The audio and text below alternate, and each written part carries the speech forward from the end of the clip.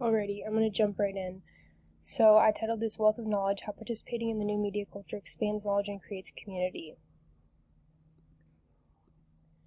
As a summary of the content material that we went through this week, I took a few bullet points. One of the most astounding things that I learned this week was that in 2005 there was a study that said that 57% of teens who use the internet could be considered media creators. Now this is crazy to me because it was done 15 years ago, so I just am imagining the increase in this percentage. And of course, it makes total sense with all the new media outlets that are available to us, Instagram, Snapchat, YouTube is a really big one, Twitter, TikTok, the possibilities are endless, but these sort of outlets have, made this participatory culture that is shifted from individual expression to community involvement, and it has made it possible for average consumers to archive, annotate, appropriate, and recirculate media content in new ways. And we are moving from a world in which some produce and many consume media toward one in which everyone has a more active stake in the culture that is produced, which I think is super important for, both producers and consumers to express themselves creatively and also to form relationship.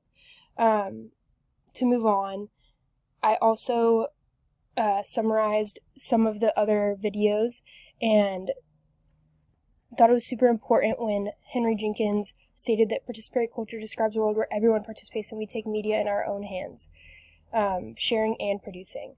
So this is the whole context of this new media realm where, like I mentioned before, YouTube's a big one. People are creating YouTube videos, whether it be a blog, a vlog, and they show off their art piece, whatever it may be. But people are able to comment on it and encourage and support.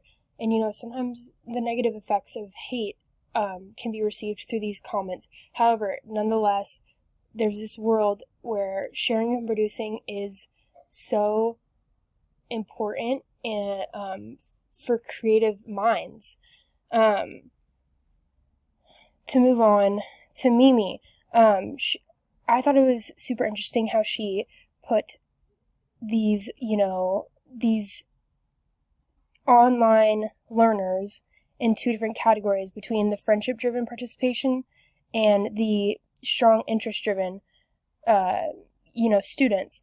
There's the grand majority of students are friendship-driven, where they go online to hang out with their friends and peers. But there's that other minority of kids that use this online world as an environment to develop specialized interests. And these kids are very important, and we need to support their engagement in these online activities, because sometimes these creative outlets can lead to places that, the possibilities are endless. And we need to make sure that we are giving kids these opportunities to reflect on things in their everyday life, and that is through the means of these social media outlets, or not even just social media, but media outlets of any sort. So as my reaction to this content, I strongly agree that online activity greatly challenges students' knowledge and provides a space for relationships. At the same time, I think that these outlets can be dangerous as well. So as parents and teachers, we need to make sure we are keeping a good eye on our students and kids for, possible damage and detriment if they are using these outlets in the wrong ways.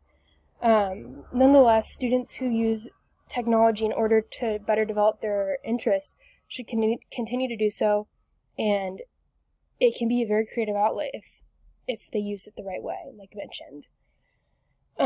So I also found that I believe school systems need to find a way to better encourage students' creativity through technology and media platforms we are provided. If we are teaching students how to properly use these media outlets, they will, prosper. And this technology can be used in ways that it should be.